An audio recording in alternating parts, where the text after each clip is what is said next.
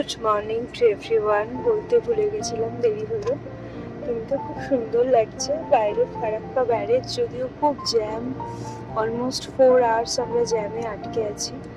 তো মানে ফারাক্কা ব্যারেজের এই রোডটা রিপেয়ার হচ্ছে, সেই জন্য জ্যাম। তো মোটামুটি আমরা 4 to 5 আওয়ার্স লেট চলছি, কিন্তু সকাল হয়ে গেছে। ঘড়িতে এখন বেজে গেছে 6টা 38 এবং আমরা এখন এক্স্যাক্টলি আছি ফারাক্কা ব্যারেজের ওপরে। একটুখানি দেখিয়ে দাও যদি দেখানো যায়। আমরা আপার বার্থে আছি বাসে।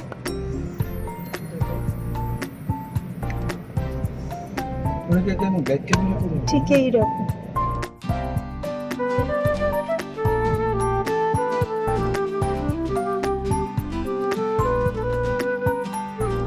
ইটস 9:53 সকালবেলা।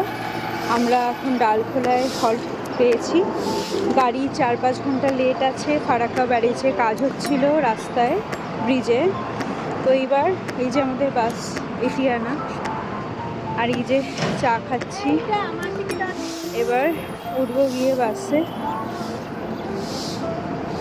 মাত্র 10 মিনিটের হল্ট দিয়েছে আমাদের গাড়িতে, মাত্র 10 মিনিটের হল্ট। তো এই বেশ রোদ সকালবেলা।